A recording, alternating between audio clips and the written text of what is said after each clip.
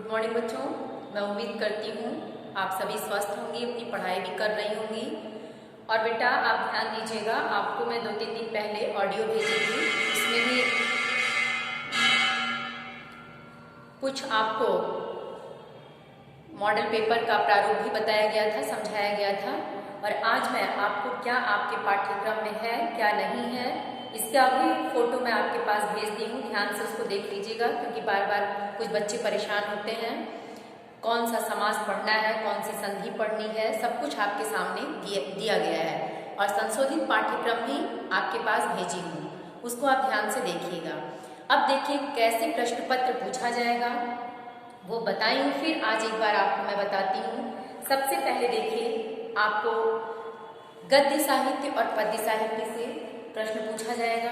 जैसे गद्य साहित्य में के इतिहास से 5 प्रश्न आपके होंगे, कुछ महत्वपूर्ण रचना दे देगा, उनके रचनाकारों का नाम पूछेगा, और कुछ प्रश्न आपके ऐसे होंगे जो सही कथन पहचान कर लिखिए। जैसे उदाहरण के रूप में आपको एक मॉडल पेपर ही सॉल्व करा देती हूँ। जैसे दे दिया कि प्रेमचंद एक प्रमुख नाटककार हैं, डॉक्टर श्याम सुंदर दास एक प्रसिद्ध कवि थे, ध्रुव स्वामिनी जयशंकर प्रसाद का नाटक है, त्रिवेणी रामचंद्र शुक्ल का कविता संग्रह है। इसमें से कौन सा कथन सही है ये पहचान कर आपको लिखना है। तो हम सब जानते हैं कि प्रेमचंद एक प्रसिद्ध उपन्यासकार और कहानीकार थे, और इसमें लिखा है नाटककार, तो ये सही नहीं होगा। दूसरा है डॉक्टर श्याम सुंदर दास प्रसिद्ध कवि थे, ये आप सब जानते हैं कि डॉक्टर श्याम सुंदर दास द्विवेदी युग के श्रेष्ठ निबंधकार थे। तीसरा है ध्रुव स्वामिनी जयशंकर प्रसाद का नाटक है, ये सही है क्योंकि ध्रुव स्वामिनी ये जयशंकर प्रसाद का प्रसिद्ध ऐतिहासिक नाटक है, तो ये कथन आपका सही है। चौथा भी है कि त्रिवेणी रामचंद्र शुक्ल का कविता संग्रह है, तो ये कविता संग्रह नहीं है, रचना तो है रामचंद्र शुक्ल का लेकिन कविता संग्रह यह नहीं है। अब उसके बाद दूसरा उसी पहले में ही, ये तो क था, ख प्रश्न है निम्नलिखित कृतियों के रचनाकारों के नाम लिखिए। जैसे दिया है आकाशदीप, आकाशदीप के रचनाकार कौन है, तो जयशंकर प्रसाद की ये प्रसिद्ध कहानी है। फिर ऐसे ही आपको और भी 2-3 प्रश्न देंगे। जैसे दिया है कुटल, इसके रचनाकार कौन है, हजारी प्रसाद द्विवेदी। अब पहले में ही ग है कि किसी एक आलोचक का नाम लिखिए, पहले प्रश्न का ही ग प्रश्न है कि किसी एक आलोचक का नाम लिखिए। तो एक आलोचक डॉक्टर रामचंद्र शुक्ल, श्रेष्ठ आलोचक में रामचंद्र शुक्ल का नाम आता है। एक प्रश्न और है, इसमें दिया है कि वृंदावन लाल वर्मा की कोई एक रचना लिखनी है या डॉक्टर राम कुमार वर्मा की एक रचना लिखिए। तो डॉक्टर राम कुमार वर्मा की रचना क्या है, दीपदान, जो उनकी एक प्रसिद्ध एकांकी थी।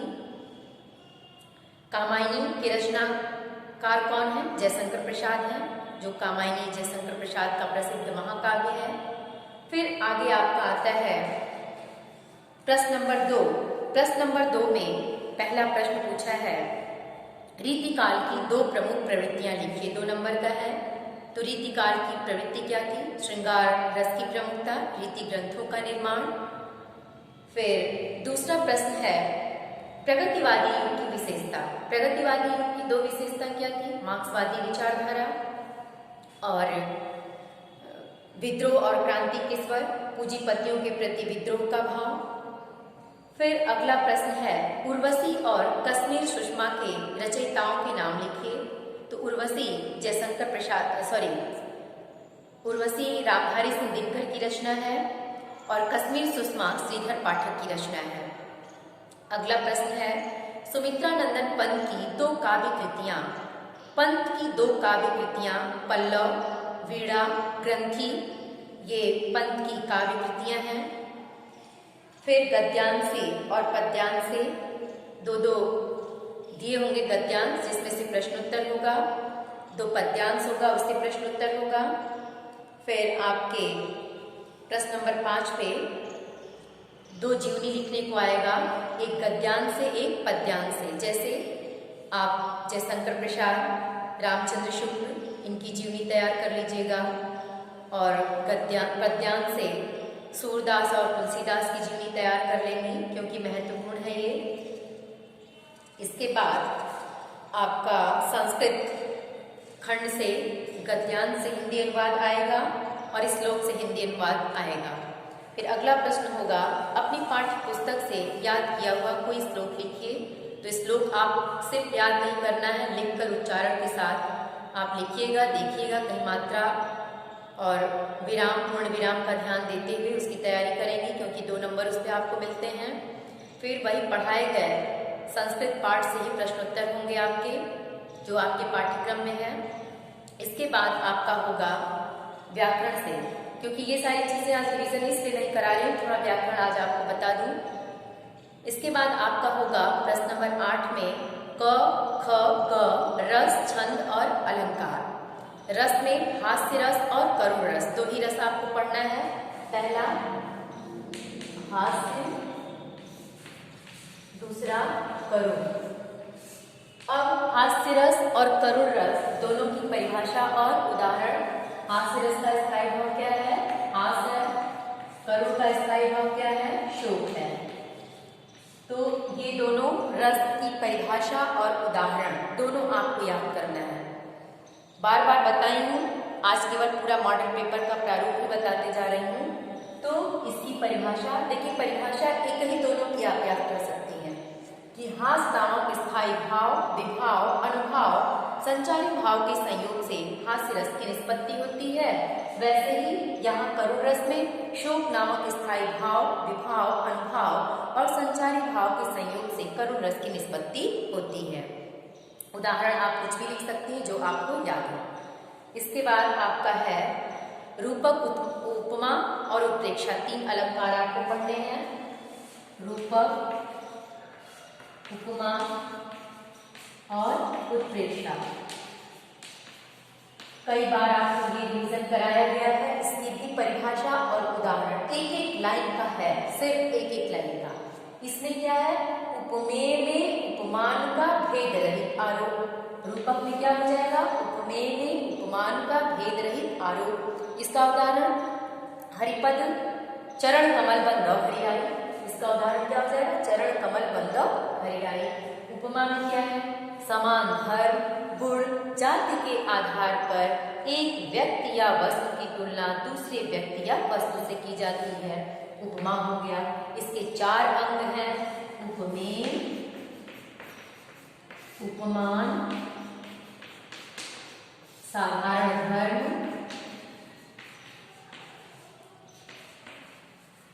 और वाचक शब्द। ये इसके 4 अंग हैं। अब इसका उदाहरण क्या होगा? सियमुख सुंदर चंद्र समाना, क्योंकि इसमें समानता प्रकट करने वाला शब्द सा, से, इहु, से, समाना, कहीं भी समानता प्रकट करने वाला एक शब्द जरूर आता है, वो पहचान है उपमालंकार की। अब आते हैं उत्प्रेक्षा में। तो जहां उपमेय में उपमान की संभावना प्रकट की जाती है, देखिए इसमें समानता है, इसमें संभावना प्रकट की जा रही है।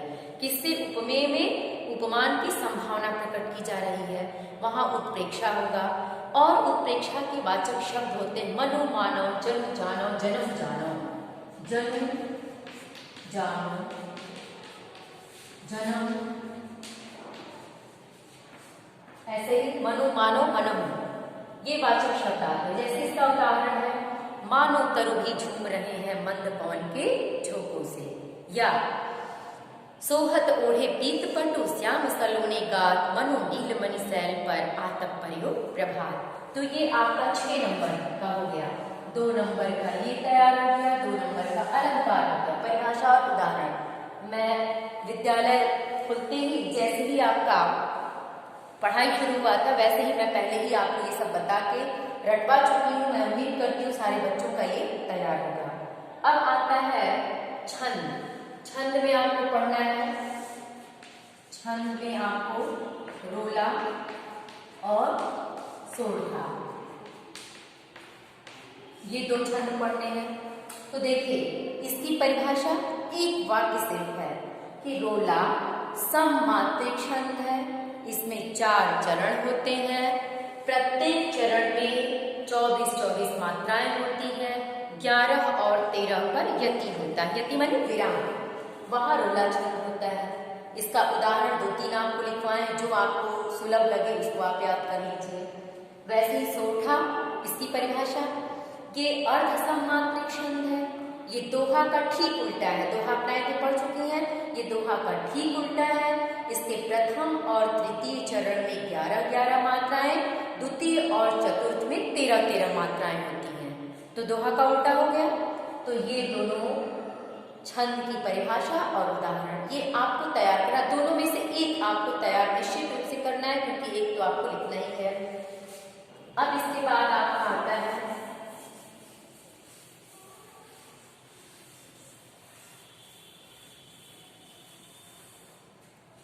अब आएगा बच्चों देखिए प्रश्न नंबर 9। प्रश्न नंबर 9 में उपसर्ग, जैसे दे दिया उपसर्ग, ये उपसर्ग 3 नंबर का, 3 शब्द 3 नंबर का, जैसे अधि, अधि दे दिया, अभि दे दिया, कि इससे आप एक शब्द बनाइए।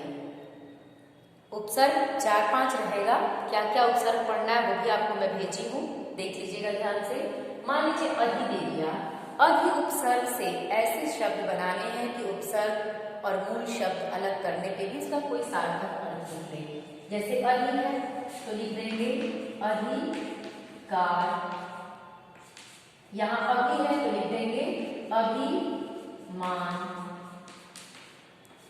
अगर हम कहें कि इससे आप उपसर्ग और मूल शब्द को अलग कीजिए, तो अभिमान से मूल शब्द और उपसर्ग अलग करेंगे तो अभि हो गया उपसर्ग और मान हो गया मूल शब्द। ऐसे ही आपको शब्द बनाने हैं, जिससे आपको 3 नंबर मिल जाएगा। 3 बार तो 3 नंबर का। अब आता है 9वां का ख, प्रत्यय। क्योंकि ये उपसर्ग आप सबको मालूम है, शब्द के पहले लगता है, प्रत्यय शब्द के बाद में लगता है। अब जैसे दे दिया आई, आई दे दिया, और पन, यह है ता, आई है और ता है। इस प्रत्यय से एक एक शब्द बनाना है। 2 नंबर इस पे आपको मिल जाना है। तो 3, 2, 5 नंबर, 5 शब्द पे 5 नंबर। आई लिखा है तो मिठाई, पढ़ाई, कढ़ाई, देखिए मिठाई। अब इससे करेंगे मूल शब्द और प्रत्यय को अलग करिए, तो क्या हो जाएगा मिठ धन आई। ऐसे ता है, ता जैसे सघनता, सघनता, लघुता, ममता, मम मन मेरा, अलग कर देंगे तो मम घनता, लघु घनता, सघन घनता, हो गया मूल शब्द और प्रत्यय अलग। तो ये हो गया आपका प्रत्यय। अब आगे देखना है हमको,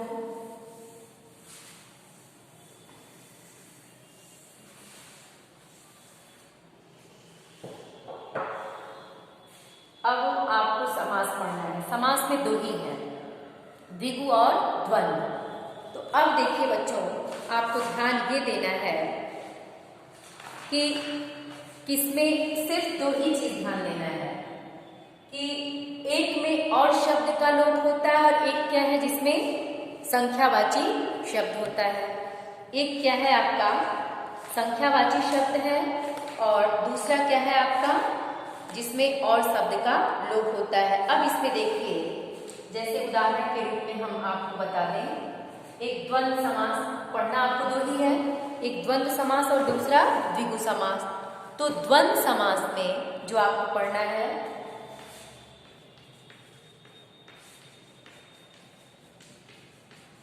इस मॉडल पेपर का ही उदाहरण आपको मैं बता दूं।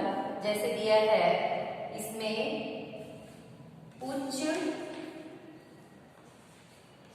नीच, तो यहाँ और शब्द का लोप है, तो ये हो गया उच्च और नीच। तो ये किसका उदाहरण हो गया? द्वंद्व समास का। फिर इसी में से दूसरा उदाहरण देखते हैं, त्रिलोचन। तो इस पहला शब्द क्या है? संख्यावाची। तीन है लोचन जिसके, तीन लोचन वाला शिव। लेकिन ऐसे विग्रह कर देंगे तो ये बहुव्रीहि हो जाएगा, बहुव्रीहि आपके पाठ्यक्रम में नहीं है। तो त्रिलोचन तीन नेत्र हैं, तीन नेत्र वाले।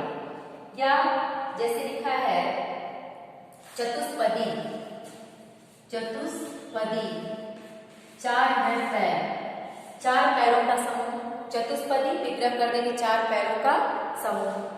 या है चार दीवारी, चार दीवारों का समूह। तो जिसमें पहला शब्द संख्यावाची होगा, जैसे चतुष चार संख्या का बोध कराता है, तीन का बोध कराता है। तो जहां पहला पद संख्यावाची होगा वो होगा द्विगु समास, और शब्द का लोप होगा वो होगा द्वंद्व समास। अब इसमें देखिए आपको और क्या पूछेगा। हाँ, कुछ तद्भव तत्सम है, जैसे ये आपके किताब में जितना पीछे दिया है याद कर लीजिएगा। जैसे लिखा है तद्भव तत्सम, जैसे लिखा है सपना, इसका क्या हो जाएगा? स्वप्न। और है सात, सात का क्या हो जाएगा?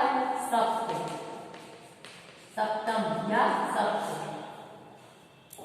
अब इसी तरह से पर्यायवाची आपको लिखना है।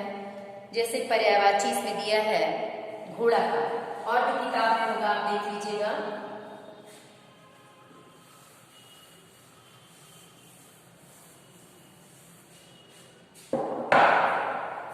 घोड़ा, इसका दो पर्यायवाची, 2 नंबर का है। बाजी है, तुरंग, ये आपका घोड़ा का पर्यायवाची है। अग्नि का पावक, दहक, हुतासन। मान लीजिए अग्नि दे दिया तो पावक, दहक, हुतासन, ये आपके अग्नि का हो गया। अब इसके बाद तत्सम रूप हो गया, पर्यायवाची हो गया। अब आपको पढ़ना है इसमें संधि में कौन सी संधि पढ़नी है ये भी देख लिया जाए। केवल यड़ संधि, संधि में केवल आपको यड़ संधि पढ़ना है, कुछ सोचना ही नहीं है। इधर उधर एक ही संधि ही है, तो इधर उधर सोचने की कोई बात ही नहीं है। जैसे उदाहरण के रूप में देखिए, सबसे पहले आप याद रखिएगा यड़ संधि की परिभाषा क्या है। तो यड़ संधि में क्या है, इसका युको यणचि, तो इसका सूत्र है। इसमें क्या है, रस्व या दीर्घ ई, उ, री, व्री के बाद कोई असमान स्वर आए, कोई भी असमान स्वर, ई का य, उ का व, री का र, री का ल हो जाता है। जैसे अति, धन, अधिकम। अब देखिए कहा है ना उसमें कि ह्रस्व या दीर्घ, अ, आ, ई, उ, री, व्री के बाद कोई असमान स्वर आए तो ई का क्या हो जाएगा? य। ई के बाद असमान स्वर अ आया है तो ई का य होगा। तो यहाँ बचा आपका अ, यहाँ से स्वर ई निकल चुका है तो आधा त। अब यहाँ देखिए पहले क्या कह दिया, ई, धन, अ बराबर क्या हो गया? य। अब यहाँ बचा आपका क्या? अ, आधा त, और ये ई और अ मिलके क्या बन गए? य। तो अत्य लिखेंगे, फिर धिकम इधर बचा है तो धिकम, ये क्या हो गया? अत्यधिकम। तो ये यड़ संधि। और उदाहरण एक आध देख लेते हैं।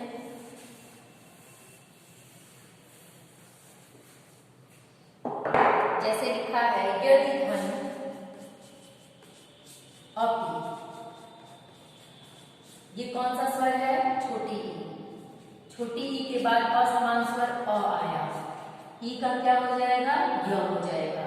अब यहाँ देखिए य, आधा द, फिर ये ई और अ मिलके य बन गए तो ये लिखेंगे य, फिर यहाँ बचा पी तो क्या हो गया?